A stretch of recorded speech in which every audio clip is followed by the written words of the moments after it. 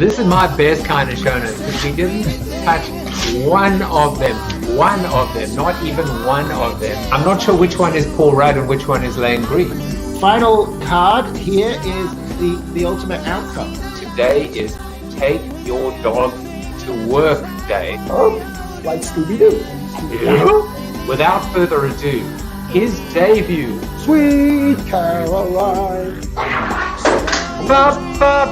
Everybody say hello to Sammy. Is it not good? I'm just pausing so that you just are at the front of your screen. I'm so enormously flattered. Branding is not a bad blind date. I'm gonna have to take a picture of this. No, this is agape. This is love. I really enjoyed this. You did do your homework. You asked great questions. I'm flattered. Thank you. You just made my day. Look at you! You are insane. How did I do that? You're how insane. Did I do that? You're insane. Well, welcome everybody. Happy Monday. CoronaTV is back, and it's all happening today as I nestle between. Is it a gyro? And I am so hungry right now. I cannot actually tell you. I can't even focus. But you'll see exactly why GRK is behind me. And in a moment, everything, as I said, is happening today. Today is all or nothing day, July 26th. Why does it say July 26th? Did I get the wrong day? See what I mean? Everything that can go wrong has gone wrong, and yet everything that could go right is going to go right because I have Jonathan Sackett here with me today. See, I told you, everything is completely, that's what I wanted to show. Jonathan Sackett, who is, he's many things. He's many things, let me tell you. He's a chief marketing officer. He's one of the smartest marketing minds, truly, that I've had the pleasure of interacting with. And I have interacted with him because we, from time to time, sit on a panel on the Beancast. So on a Sunday night. And I never knew what the guy looked like. He was just a myth, a legend to me. In fact, he could have been Jamal Mashburn. I had no idea. Now, Jamal was meant to be on the show. Jamal and Jonathan worked together. Jonathan was always coming on Thursday. Jamal today. They've swapped. So for those of you tuning in, hoping to see Jamal Mashburn, you're going to see him on Thursday, and you're going to get Jonathan Sackett. You get two for the price of one. It's like a GRK, a little fresh Greek special here. Two for the price of one. It's going to be fun. And Chip said, "I'm glad I already had lunch because you'd be so hungry to eat this right now, wouldn't you, Chip?" So it's funny how I'm talking about things messing up and adapting. That's going to be the theme of my seated soliloquy. But I am kind of glad that I'm not eating any food today because it is time to share with you my progress with respect to my fact blogging. Last week, I had a little bit of a setback. I put on a little bit of weight, but I said that I thought it was short-lived. I knew it would be short-lived because I just felt good, and I knew that the scale was kind of cheating me. Maybe I was retaining water. So last week, 188.5. this week, 185.9 this morning. This is probably where I should be. And most importantly, I mean, I'm almost 20 pounds down since the quarantine began. Most importantly is you don't look, this could be a seated soliloquy in of itself. You don't look at the spikes. You don't look at the daily spikes, the ups, the downs. You look at the moving average. You look at that thick blue line. And if the line is going down, it's okay to have a bad day. It's okay to have a good day. Ultimately, you got to look at the trend. And that comes from zooming out. That comes from perspective. That comes from not being so into the minutia of the moment and life that you can actually take that step back and be able to recognize when things are good, even if they appear to be bad at the time. And that is exactly a little segue into the soliloquy, but I'll get to that in just a brief moment. You know, after obviously I'm going to introduce Jonathan in more detail. Just to let you know as well, I have been able to adjust the schedule for the week. Jamal now on Thursday, Jonathan today, but Colin tomorrow, Andrew on Wednesday, and Charles talking about trust on Friday, and we are now fully booked through August. So that's good news. A whole bunch of birthdays, obviously. You know, if you see yourself on the list, whether it's Corey or Carrie or Tack or Nick, Nick Sternberg's team, Aston Villa, just avoided relegation, so that was good. To all my LinkedIn contacts over the weekend, and of course my Facebook friends today. Happy birthday to my Monday friends on Facebook and LinkedIn. So, you know, that's me kind of moving through everything as quick as I can and awkwardly as I can, so that I can get to what I wanted to chat to you about, which is about, you know, something different, right? Something about shift and being able to adapt and being agile and dealing with whatever life throws your way. So I thought that this week, you know, I was going to reference an insight from Brian Kramer's interview on Corona TV once, but it turns out I'm actually going to talk about it twice. And if you haven't seen it already, I really recommend that you watch the full interview on coronatv.show. In this particular conversation that I'm talking about, Brian spoke about the importance of shifts versus pivots, specifically the notion of small, consistent shifts over time. The ability to adapt, and notably, you know, the prototypical sidestep, is perhaps one of the most misunderstood and underappreciated aspects of agility. Now, we're quite comfortable generally at this belief that taking a step back is bad and moving forward is good. But sometimes taking a step back can be quite useful at gaining perspective, pausing, or as the adage goes, taking a step back in order to move 2 steps forward. On the flip side, there are cautionary tales about moving too far forward, especially when it's done too quickly. Look before you leap. Don't get ahead of yourself. So what about the sidestep, the shift, the incremental shift? The sidestep can be a well-timed get out of the way reflex, much like the actions of the 43rd President of the United States, George W. Bush, did when he evaded a shoe being thrown at him during a press conference in Iraq. And in the process, he never missed a beat. You remember that? How many of us wish we could get out of the way in time, or other times just be able to get out of our own way? And that was rhetorical. At 11 a.m. today, so 3 hours ago, I found out that my guest, businessman and NBA legend Jamal Mashburn, couldn't make his slot today. And as you know, it's been rescheduled to Thursday. In the past, I might have fallen to pieces. Today, I'm taking a sidestep, not bending backward and not falling or failing forward. Instead of being seized with dread, I chose to surround myself with calm. It's okay if I miss an episode. It's okay if I go solo. There are bigger problems out there these days because you know what? Shift happens. And of course, things worked out really, really well for me because I had the ultimate pinch hitter in the form of Jonathan Sackett with me. Let me tell you a little bit about him. With more than 18 years of international experience, Jonathan has developed award-winning, groundbreaking, and effective initiatives for some of the world's greatest brands. Jonathan has modernized the communications discipline for the world's greatest agencies. Currently, he's partnered with former NBA star and serial entrepreneur Jamal Mashburn and serves as the president and CEO of Mashburn Sackett. So they were able to do a little bit of a 1-2, a layup, a beautiful basketball move, I guess.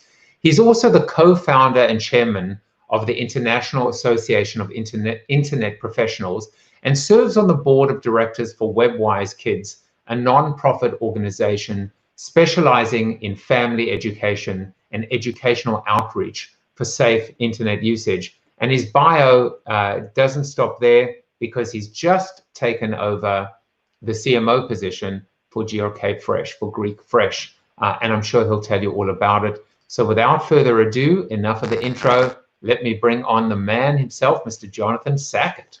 There he is. Here I am. And this is what you look like. You are real. I am today. I got to tell you, it was I was actually pretty happy. Monday's going to work out better for me to be on the show than Thursday would have, and of course Jamal's tied up with our banking friends today, so couldn't have him anyway. So that's okay. Yeah, and it's still weird trying to adjust the, as I call it, the mischievous grin to your face. I don't know what I thought you looked like. And it's actually irrelevant, because it's like theater of the mind, having this voice, having this laugh in my head and my ears as we've done this show with the Beancast for all these years. Well, and I'm like everybody else. I haven't had a haircut in a few months. Thus the workout sweats and the hat today. So I'm ready to go, man. And I'll tell you something, since Jamal can't be here, maybe we should talk about him, and I should tell you how I taught him how to play basketball. Maybe that'd be a good subject. I was looking at his bio, and I feel like that might have just been left out. It's unfortunate. It's so funny. I would have met him when he was in he played for Kentucky, and he made it to the Final 8 because they got beat out by Duke. But the after party of the Final Four in the March Madness was at Prince's Club, and I was on the main stage. That was Glam Slam. I don't know if you've ever been to Minneapolis, have you?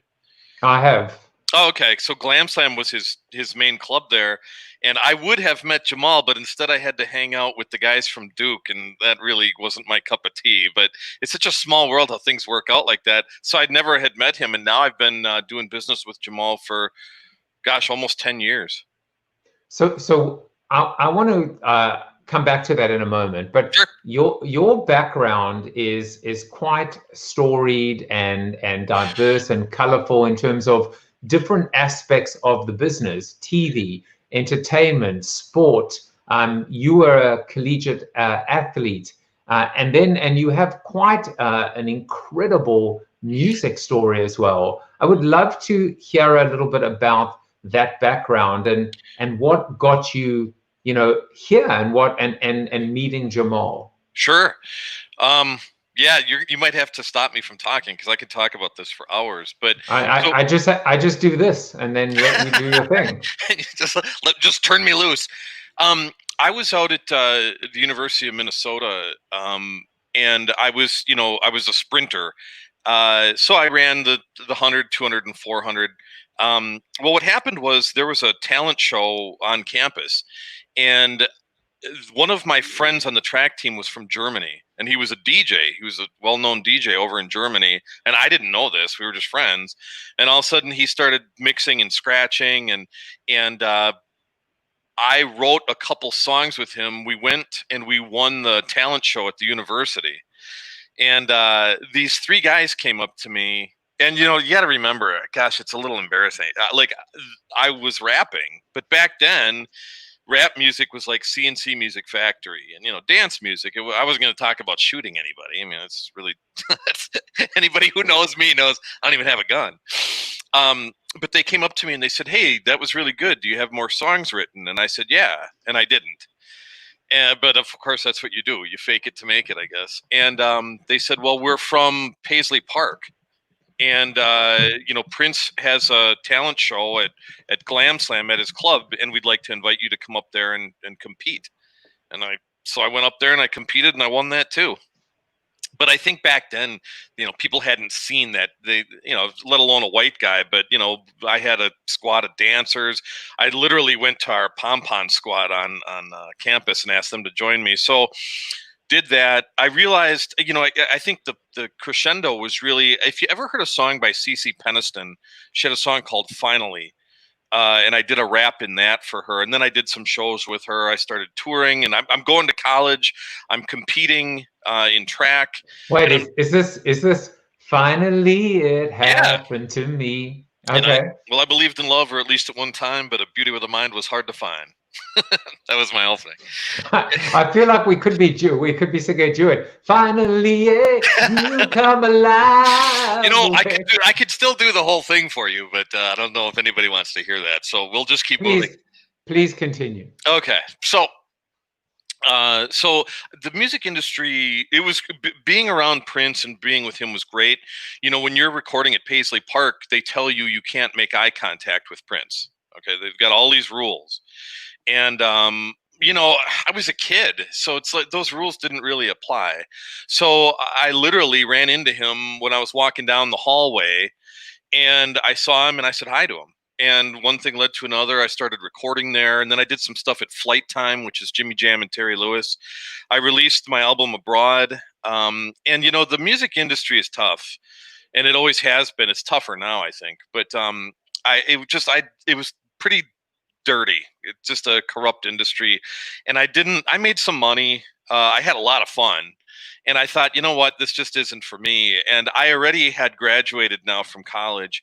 And there was a target law program I was on there. And I was in the advertising college. So I graduated, and it's the woman, and you know what, for the life of me, I can't remember her name, but if you've ever seen the Prince CD, Diamonds and Pearls, it's got a hologram on the front of it, and it's him and two women. Well, one of those women worked at Fallon advertising, and I would hang out with her all the time, and with everybody.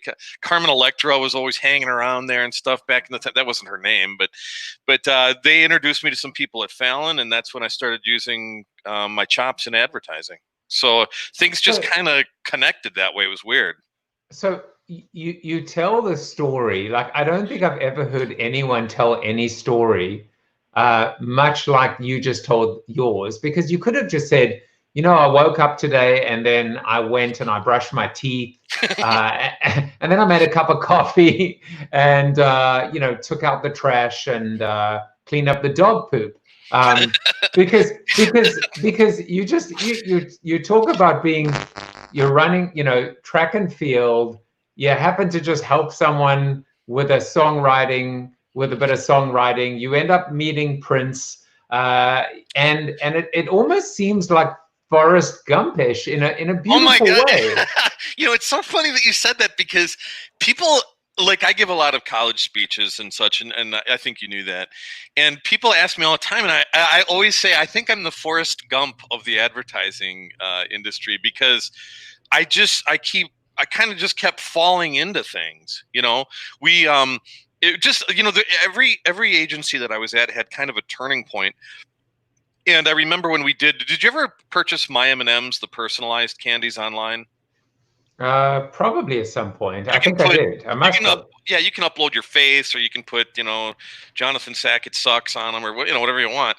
And the thing about that is like, it was one thing after another. That was the turning point for me when I was back at Draft FCB. And it was weird, because the original prototype for that was to write on a Snickers bar. And I remember watching this personalized Snickers bar come down the out of the machine, and I looked at it and I thought that was a terrible idea, because nobody's going to eat it. You don't eat a candy bar like corn on the cob. You eat it like a banana, and no one's going to see writing on it until like after I've taken a few bites, and I'm going to wonder what the hell is written on my candy bar. So they told me about this idea that they had, but the laser kept cracking the candy shell. So I went to my friends at MIT. We fixed the laser for them, and then we launched that product. But every big agency experience that I had, it was something else. The milk mustache, we did that. But it seemed things were hard and the politics were terrible, but it just seemed like I kept falling into a next opportunity. So I've gotten pretty lucky, and it doesn't hurt to have friends like Prince or Jamal Mashburn, that's for sure. Okay, so we'll get to how you became friends with Jamal in a moment, but Ian says, "Run, Jonathan, run," and Chip says, "CoronaTV, a modern day variety show." So we're popular today, Joe. Steve said he bought Carol and Steve M&Ms, which is weird because he doesn't know anyone by the name of Carol. Or Steve, for that matter. Or Steve, exactly. I guess I would make ones that say Corona TV, but I have a feeling the Corona ones would probably be left uneaten. So. Yeah, I would be careful playing with that. And it's funny because just the evolution of that product, really, because they were trying to originally sell chocolate, but you're not. You're competing with 1-800-Flowers, really, more than anything. It's a gift.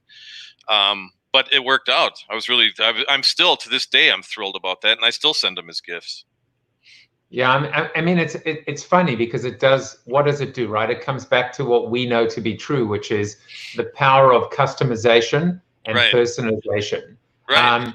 And the beauty of it is you would never think it could be done with something like a small, low ticket item like a piece or a few pieces of candy, and yet they made it into the M&M store, right? An entire experience. That's right. And it's funny because there's always obstacles that you have to overcome, and you hit the nail on the head, Bud. One of the obstacles we had to overcome is people were used to seeing one letter on an M, an M on an M&M, and you had to overcome that disbelief that you could actually put a sentence on there or upload a picture and it would still, you wouldn't need a magnifying glass to look at it. So we had a lot of challenges getting through that so that people could see, obviously you could give them the tools on the website, show them what it's going to look like. Weddings use them quite often. But I'll never forget this. A lot of my time with the big agencies was spent pitching. So at the Martin Agency, at Ogilvy, DDB, I was in every single pitch we ever had. In fact, one time at the Martin Agency, when we won Agency of the Year, I was in 4 pitches in 3 states in 1 week. But it's so funny because we won all 16 brands of Tylenol in one pitch, and I'll never forget this. One of the women that we were pitching to said, "Jonathan Sackett," she goes, "I spoke to you a long time ago about I was a brand manager at Frito-Lay, and we saw what you did with M&Ms, and we wanted to do it with Pringles." And I said, "Oh, I remember that conversation." She basically hung up on me, but I told her, I said, "I think it's a bad idea, because if you think about your interaction with a tube, right, the tube that holds the chips for that brand, you can only see one at a time. It's not like a bag of candy or something that you can put in a bowl and interact with." And I said, I don't think it's a good idea, and I can't really pursue it. So they went on and tried it anyway, and she told me that in the pitch for Tylenol, she said, "Yeah, we probably should have listened because we tried it and it failed miserably." So personalized Pringles with black writing dust on them was a thing for a very short period of time. So I'm actually just trying to envision what the personalized Tylenol would say. So this is what I've got it down. I've got 2 concepts. I've got migraine. I've got that one. But I think the best one would be not and tonight. Well, I was going to say, or it says about last night, ... About last night. So the not tonight, you'd be like, "I don't know if you need 2, honey. I think just 1. I think you're doing okay. Yes, tonight. Have tonight. I'll take the not." Exactly. Yeah. So lots of talk about food here today for some reason. I know. Well, we're going to get to that. All right. So I want to just, you have this whole experience with Prince. And I found this ironically this morning before I knew that you and Jamal were going to swap out. So I don't know if you can see this on the screen, Jonathan. I can try and make it a little bit bigger. No, I can't really make it too bigger. But I love this. It was kind of like a versus, sadly I would say celebrity deathmatch, but that's the irony that both of them taken way too soon. But 20 rounds of Michael Jackson versus Prince songs. Is it close, or is it a tough one? I mean, I was going through it and I was like agonizing. Well, you know what's funny? Those two never got along. I don't know if you knew that. Now you got to remember, Janet recorded all of her albums up through Rhythm Nation for sure in Minneapolis at Flight Time. So she was always around, and we'd go close down some clubs and after a long session of recording, go out and dance with all the dancers and stuff. It was a lot of fun. But Prince and Michael, you got to remember Prince. The Prince is the funniest thing. One of the funniest things I ever heard him say was, he said, "Do you know why it says bad on the cover of Michael Jackson's album? The Bad album after Thriller." Mm-hmm. And he said, because they couldn't fit the word pathetic. How about that? Wow. Well, he didn't because you heard it here first. Well, Michael would lip sync a lot, and especially in the latter years. But again, he was dancing and stuff. But Prince never. Prince was a true musician in and out. And again, both of them great guys. Both of them very talented. I could never say anything bad, nor would I. But Prince, watching him was like magic. Watching that guy record, music that's why everything I do in advertising, I always say you have to own sight, sound, and soul. And that's why we always use music, with all the work you've seen over the years with Geico and Skittles and Coke. That's why they were always so music driven, was because you don't have to be sitting in front of a TV to hear it. And that sound is what carries the soul of it, I think. So there's no question. And we're going to now we'll put music aside for a second, because, your sport experience, your music experience, talk a little bit about how you met Jamal, and because you've clearly, met famous people around, but then you meet. I assume he's still a basketball player at the time, or has he since retired? He had retired already. He had, and he'll have so many stories for you when you talk to him on Thursday. But he, okay, so I found out after the fact, we had some mutual attorneys, and they were kind of playing both sides of the fence here. So, the retrospect is 2020. And my place in Manhattan was on 42nd between 9th and 10th. And my attorneys, these guys kept calling me and they said, "Hey, Jamal Mashburn wants to meet you." And I'm like, "The basketball player?" And you got to remember, a week prior to meeting Jamal, I had gone out. It sounds like I'm name dropping. I seriously hope it's not coming across that way. I was out for dinner with T.I., the rapper. And the next morning, my attorney showed up. Okay, well, now with T.I. it did. With Jamal, I was going to give you, but I'm kidding. Carry on. Okay, so T.I., we have dinner, and he stiffs my attorneys with the bill, and it was $1,400 in Manhattan. And my attorney shows up at my apartment the next morning, and he's like, "Man, he stiffed me on the bill. Can you help me and stuff?" So I guess I took T.I. and his posse out for dinner that night for $1,400. So now they come to me and they say, "Hey, this Jamal Mashburn, the basketball player, wants to meet with you." Turns out they had another agenda for all of us, but Jamal, he came, he canceled on me twice because he's a busy guy. And then I said, "Look, what is a basketball player?" First I got T.I., and then I thought, now an NBA guy is going to stand me up or shuffle me with the bill. So I didn't know what was going to happen. So in my basement in my place in New York, I had a full basketball court. And again, it was a huge building. I was like on the 34th floor or something. And after dinner, we went, and I was finishing up my time with Ogilvy, and in my North American role with them. And it's about 2 a.m. We had a bottle of Blanton's at the mid-court, and Jamal and I were shooting baskets and talking, and the attorneys were just standing over to the side watching us play basketball. It's 2 a.m, and he's asking me questions. How can he quantify things? You got to remember, he has owned hundreds of Papa John's, Dunkin' Donuts, Outback, and then he's got Lexus dealerships and tech companies and blah, blah, blah. So he was asking me measurement, better ways to communicate. How can you take advantage of the budgets, blah, blah, blah. And he said, why don't you join me? And I said, well, I don't know. And he said, well, when is your contract up? You either sign with the big agencies in a role like that, it's either a 1 or a 3 year. Usually it's a 3 year, but I signed a 1 year deal with them and it was coming due. So WPP was negotiating with me to see what I would do. And I thought, this Jamal, he's the gentlest giant and one of the smartest guys I know. And I thought, yeah, I want to try this. So we've been doing stuff ever since. We launched an energy drink called Uptime together. We went to Costa Rica, which is known as a blue zone, if you're familiar with that term. And we launched a water product out of there called Nicoya. And then we've just done tech companies and all kinds of neat things. There's never a dull moment when you're around him because he's not, you don't think of him as a basketball guy. He's just this 9-foot giant who is just one of the kindest people you'd ever meet. So but now, so I want, obviously I'm going to be talking to Jamal on Thursday, but your background I still find so fascinating because this idea of like you spoke about falling into things. Mm-hmm.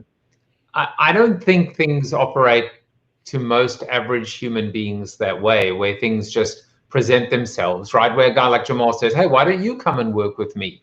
I think there has to be bigger forces in play, whether the forces are about being aware or open to possibilities, or, there's that beautiful saying, which is luck is what happens when preparation meets opportunity. So how much of this is luck, right? Being in the right place at the right time, or even dumb luck, versus something that's maybe a little bit more calculated, or at least a little bit more, I would say, kind of, grounded?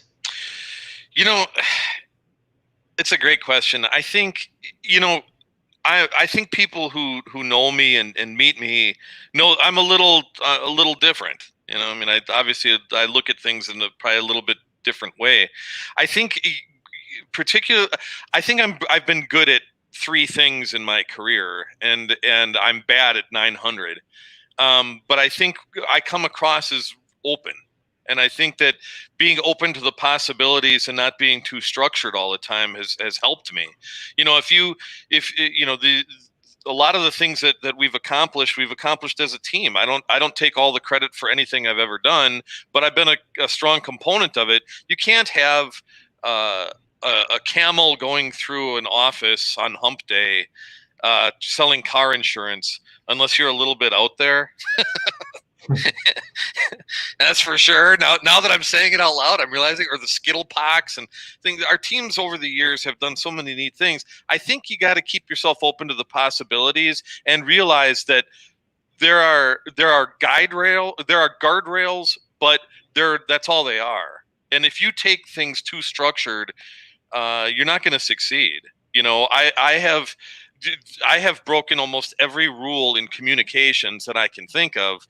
And my start was mostly digital, and I didn't even know it. I remember I was at Arnold at the time, and I got a phone call from our PR woman, and she's just a wonderful person. And she said, hey, 1 to 1 magazine is doing an article on the first 4 chief digital officers.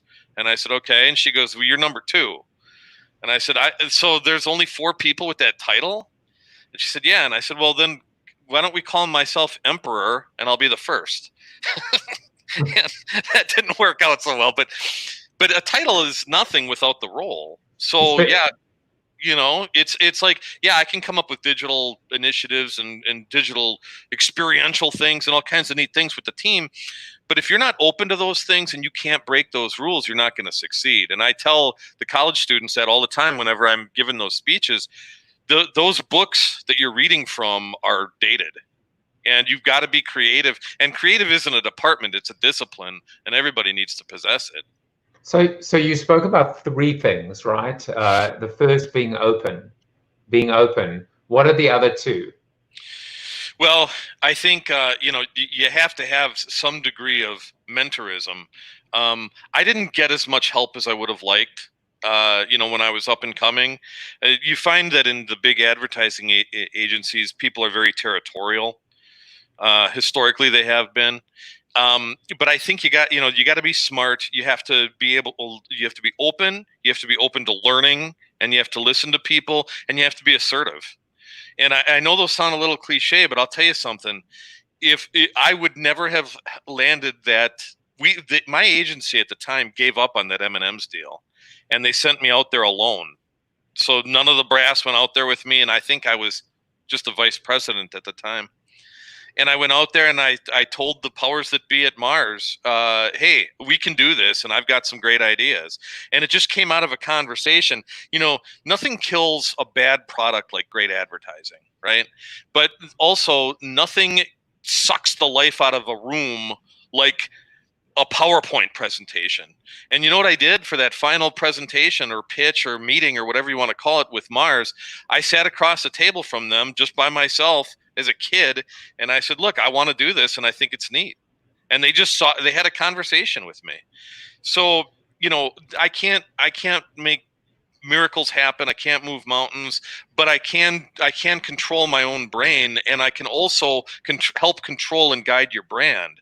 And I think that people forget that human touch to things, that you got to sit there and say, look, what are we trying to do? At the end of the day, you can either say, well, we're trying to sell candy, or you can say, look, what if we make this a considered gift, and it's considerate, and it's not chocolate, it's a message.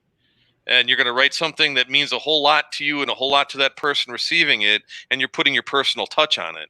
I think people forget that human element, and a lot of the advertising campaigns that I see right now, especially right now, if I hear one more brand telling me that they're there for me, it doesn't mean anything. Well, look, if we look at the state of marketing today, it all begins at the top or maybe at the bottom. The reason why these brands are struggling, or maybe not the reason why they're struggling, but certainly when you look at the chief marketing officer at the top, you can see a connection. And I mean, I found this chart and referenced it about a year ago. So 2019, more or less around about August, September, etc. And I was just blown away by how much movement there'd been, even in some of the companies like the Ubers of the world. And what was so interesting about it, Jonathan, was that in many respects they weren't being replaced. The chief marketing officer wasn't being replaced with anyone. So what does that say about the state of marketing and marketers? Yeah, and in fact, to be honest with you, with this initiative that we're working on right now with GRK, I'm a partner, so I'm part owner, so I can call myself anything I want. So I said, okay, CMO and Chief Brand Officer, because I think I look at it the same as back in the day when I was being hired for Chief Digital Officer, what I found was all CDOs aren't created equal. And, these companies didn't even know what they were asking. In the interview, I would start to tell them, well, here's what I would ask. And I would start to guide them on hiring. And if I didn't think I was right for it, I'd tell them people who were. Because a CDO in some companies is a tech role, and it reports up in through tech to the CTO. But it's the same with marketing. All marketers aren't created equal. Some people understand the necessity of search and social. Others know direct. Communication platforms, triggering, reconnect, loyalty programs. The CMO at Geico was Ted was there forever, and he right, wrong, or indifferent. I remember we would talk about a sales funnel and a communications funnel, and I remember him looking at me and he said, "Jonathan, we have a tube. We acquire people and they fall right out the bottom." And I remember that really stuck with me because I thought, well, then why aren't we focusing on that? His target and his goal was acquisition numbers. So it's a perfect storm in that if you don't know the skill sets of the person that you're hiring, what does the future hold? Because one person that's going to be great at loyalty programs and things like that isn't going to be as strong or well-versed probably at direct response. I got lucky because I think my first digital role, let's be honest here. My first agency that I ever worked for was a small digital agency, and I got demoted. So I'm not too successful, but I got demoted. And, at the same time, my boss, I remember seeing on her desk the book, The Internet for Dummies. So, what are you going to get? I think, look, if these marketers, what are you selling? Are you selling a CPG? Are you selling a service? Well, then how do you step outside of yourself to find the person that's going to take over that marketing role, that's going to be complementary to the other things that you have in place? Or are they going to have to drag you kicking and screaming? Because it's not like you can just say, oh, you're a CMO here. My background has always been strong digital, but it's also creative.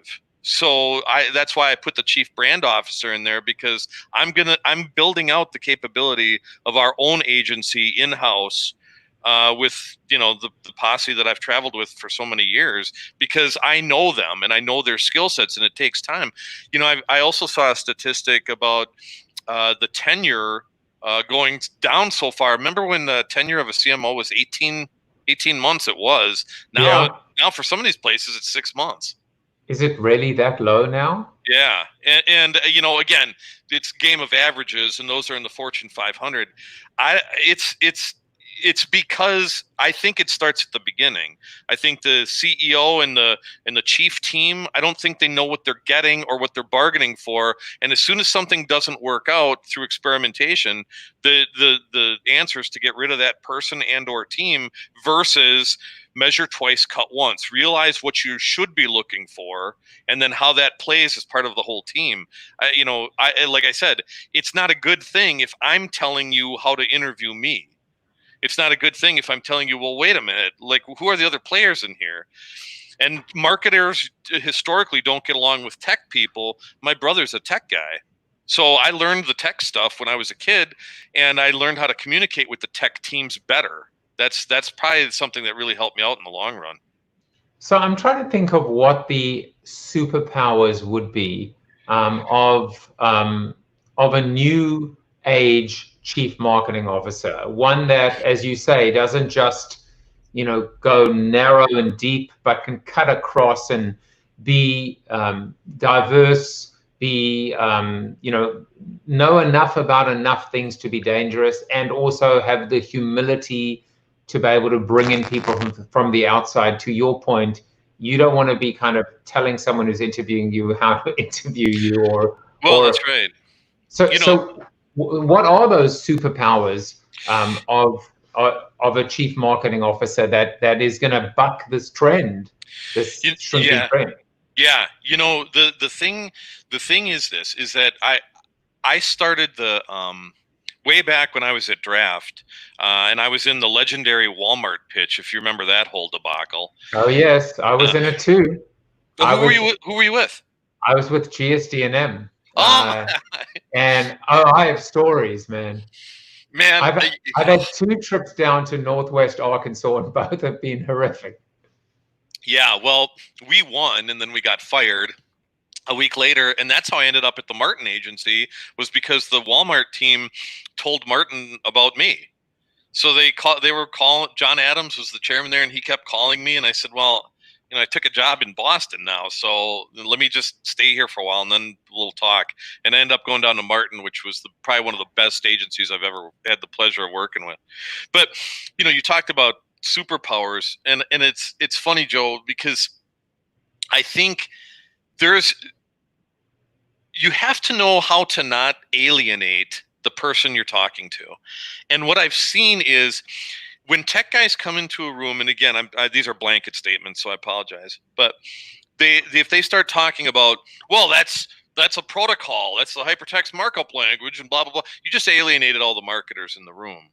And I think that the future of marketing, advertising, and communications is going to be the interdependence of the creative positioning and the technology. And you're seeing those two merge more and more. For the longest time, I was trying to get out of this rut of being chief digital officer, because I was it 3 times at DDB, Arnold, and Martin. And I kept trying to get out of it, but it kept sucking me back in. And then I realized, I was like, oh, that's why this keeps happening, because your chief technology officer is looking at using tech for tech's sake. The marketers aren't necessarily using the technology for measurement. They're using it as an output. And I've seen that mistake so many times where they say, here's a promotion. It's an experiential digital initiative with interactive screens and such. But they weren't necessarily thinking about the data capture, collection, and triggering based upon that. Now, growing up in a tech house with my brother Rick and such, it helped me out a ton with that. But I see more and more the interdependence of the parts. If you don't know the technology, the best thing you can do when you're getting into this industry is come outside of your comfort zone. And probably the accidental smartest thing I did when I was at that little digital agency in Milwaukee, Wisconsin, was every day I went to lunch with the tech guys. And I'll tell you, you learn more from those guys, but you understand what their limitations are too. They're talking about technology, but they're not talking about the benefit or the usefulness of the technology. Meanwhile, the marketers are doing the exact opposite. And it was probably the smartest thing I did. But to be honest with you, I already got demoted, and the only people who'd hang out with me were the tech guys. So it worked out. But you see, in that statement there's so much richness, because you almost did it out of force of circumstance. But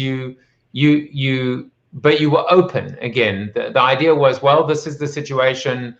Let me at least embrace it and deal with it, as opposed to walk away from it or snub it. And you didn't realize at the time the lesson and the insight, which is that the modern and successful chief marketing officer is going to need to be as well versed in technology as they are in big ideas, storytelling, strategic planning, brand building. Yeah, no, is there any way I can get you to speak on my behalf? You sound so much more eloquent in telling me my life, but you're absolutely right. If TikTok or just lip sync. I'll be your puppet. But you're absolutely right. I didn't necessarily see it coming. And back then, all we were doing was building websites. I was a kid. My girlfriend at the time was still in college. And here I am getting demoted. And I'm thinking, man, I'm really not going anywhere in this industry. But what I came to realize was that the people around me were headed the wrong direction, because you can't even think back to the early days of the web. Companies building websites, destination websites. If you build it, they will come. Well, then we started to see these statistics about how many websites were being launched per day, and how are we going to get found, and how do these algorithms work? How does search work? Well, wait a minute. If we can't get found, we can't get utilized. And if we can't get found and utilized, we can't get advocated. So I started to see this, and I started to ask those hard questions. The first website I ever built with the team was for Purdue Farms, the poultry, with Jim and Frank Purdue. And I remember sitting in a meeting, and they're like, and they were at the table with us, and they said, "Well, why do we need a website?" This is how early this was. And I was about to answer it, but my bosses, because I was a kid, my bosses were like, "Well, everybody's got a website." Well, that's not the answer anybody wants to hear. Why should I buy a Mercedes? Well, everybody's got a car. You should get one too. I mean, what's it going to do for my bottom line? What's it going to do for my purpose? What's it going to do for my ordering? And I'll tell you, the smoking gun for Purdue Farms back in the day, if this is interesting, was I took it upon myself to start interviewing partners of theirs. And they have a B2B channel that sells the poultry for Burger King's chicken sandwich now. And at the time they didn't. And I was talking to the guys at Burger King, and I said, "Hey, just out of curiosity, why won't you buy Purdue Farms chicken?" And I was getting yelled at the whole time. My bosses were saying that wasn't my job. But what it turned out was this. They said, tell your sales force. So Burger King was telling me, they thought I worked for Purdue Farms. Tell your sales force to quit calling me and quit telling me that you feed your chickens marigolds to make the skin yellow. I don't care. What we care about is that you can cut the chicken to fit the bun. And the answer was so simple. So I went back to Jim and Frank Purdue. And again, I'm a kid in this industry. And I said, "Hey, your sales force is selling the wrong thing to Burger King. They want to know the specs." So we posted the specs on the site. And guess what? Burger King came to them and bought their chicken. So, it's from an Eagles song. So oftentimes it happens, we live our lives in chains and never even know we had the key. These guys were selling the wrong thing. It's funny. It's like almost like another Forrest Gumpism. I got to get out more, man. But it's interesting because a lot of these life experiences have happened to you when you were young, when maybe people would have told you, oh, this isn't the way things are done. You need to do things like that. Yep. And to hell with that, you went direct, right? Talking to Jim Purdue, talking to Prince, etc. And the other commonality I think with you is the word talking. Is you're clearly someone who likes to talk. I can say that to you because I know you're talking to my parents, haven't you? Yeah, I knew you would say. Well, I didn't know you'd say that. But the thing is, if you are not closed to the universe, if you are open to possibilities, by definition, the only way to execute that is to talk, is to be sociable. And had you not spoken to the partners, had you not had these conversations, the tech guys, you would never have been able to break out of your bubble and your insular view of the world, which has created this colorful, rich tapestry that is you now, the Sackett brand, if you will. Wow. I am Jonathan Sackett, a rich tapestry. I'm going to use that in one of my conference calls this afternoon. But thank you for saying that. It's really nice of you, Joe. But I think it's so funny. I something that's always going through my mind is, every single one of us is going to die, and it's always a surprise. And, I know that sounds a little bit morbid, but I always look at things that way. I'm like, what the hell is there to be afraid of? I mean, I got to tell you, my mouth moves a hell of a lot faster than my brain does. And that's probably one of my, greatest weaknesses. But if you put yourself out there and you are absolutely fearless, I mean, I wasn't the fastest guy around. It paid for my school, and I got my butt handed to me more than a couple times in sprinting. I wasn't the greatest rapper, but I put myself out there and thought, consequences be damned. I want to go through this whole experience and everything I do as fearless as possible, because what it does is it puts you out there, you meet great people, and you will learn how to learn from others' mistakes and not replicate them. And I'm always telling everybody, one of my speeches that I give a lot is called I Fail. And all I do for 45 minutes is stand up there and tell you the things that I screwed up. And I'm hoping what that does is it tells people that, number one, it's okay. But I think in life, let alone in advertising, you're either winning or you're learning. And I was never going to replicate those mistakes I made in my youth. Because I knew I wouldn't have to, because I'm very hard on myself. If I screw something up, man, I know it. And there's no worse feeling on earth than letting a whole bunch of people down. Well, I'll tell you something. Jonathan Sackett is not ready to die yet. And I always have a little bit of fun with my guests, which is I show them an intriguing quote, which I try and bring in at the perfect time. And then they have to try and guess who said this. And generally it's very esoteric and they have no chance of answering it. So this one is, I look forward to retirement life, but it doesn't mean I'm not going to stay busy, but it's time to move on and accomplish some of the other goals that I've set for myself. Bill Gates. Is that your final answer? Yes. And I think it is. By the way, can you see on your screen what it says before? Because I have like the timer that obscures. It is, I look forward to retirement life, right? Yes. Okay, you can see it differently. No, this was said by Jamal Mashburn. By the way. You know what? I was going to say that too. I win. I thought you knew how sneaky I was. But I think in a way, what a great thing that brings the two of you together. Not quite being ready to call it a day and recognizing there's something else, there's something next, there's something bigger, there's something better. maybe not bigger, but this constant need to want to keep exploring. And I think it's what keeps us alive.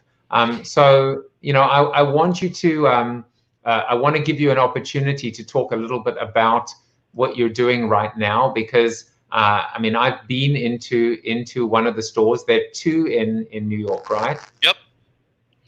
And it's a very cool idea. So just tell people a little bit about your latest adventure. Yeah, this is really exciting. I think so. GRK, which is Greek, right?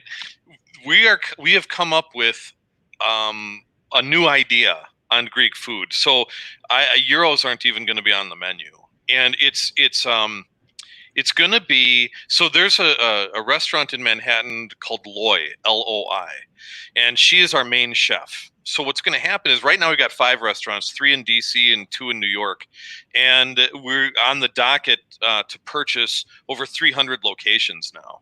So this year, this calendar year, we will have 10 restaurants, and I think the deal's going to go through with a major grocer. I got to leave it at that, I think.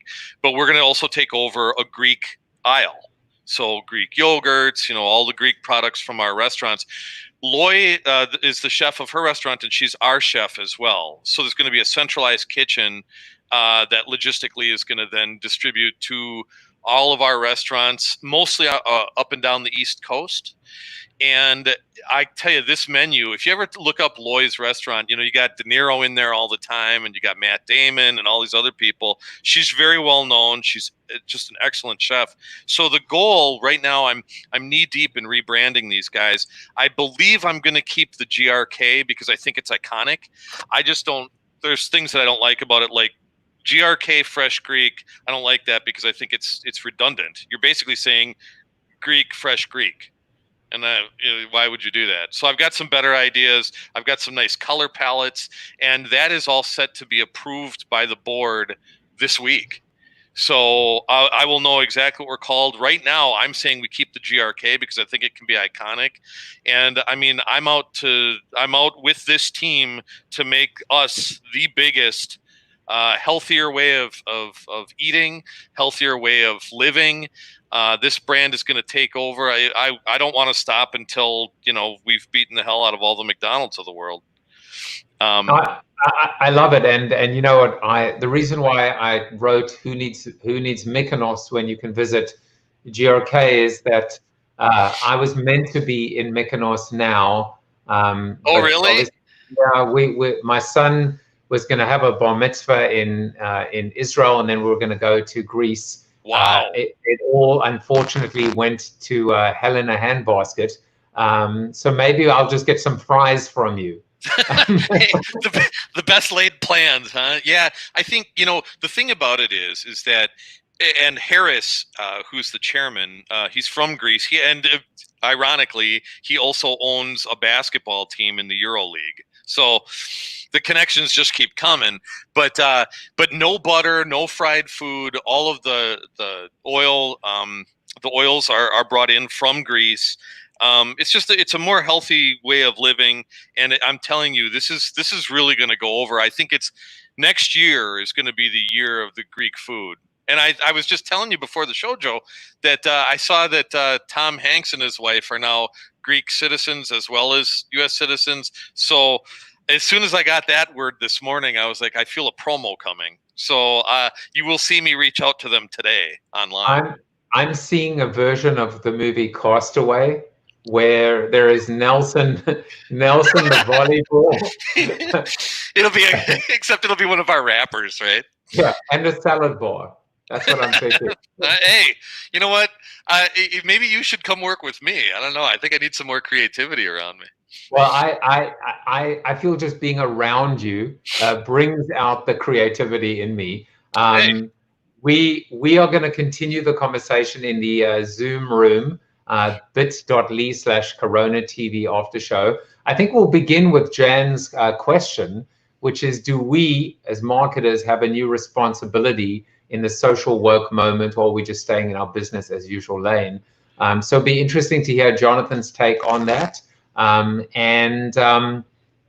As for any of you that were, as I said, hoping to enjoy Jamal. You got not a seat upgrade, you got a side seat because the soliloquy was all about 2 is better than 1. Partners, partners in business, partners in crime, and 2 people that I think bring out the best in one another, Jamal and Jonathan. Jonathan, thank you so much for coming in and also on short notice, it must be said. Oh, no worries, man. Hey, you and I are friends for life anyway, and you know I have nothing but mad respect for your skills. So it's a pleasure. I'll be on anytime you ask, for sure. Well, thank you so much. And as I said, I'll be back tomorrow at 2 p.m. But for now, Jonathan and I are going to head over to the Zoom room. So see you guys tomorrow. Take care, everyone. Bye-bye.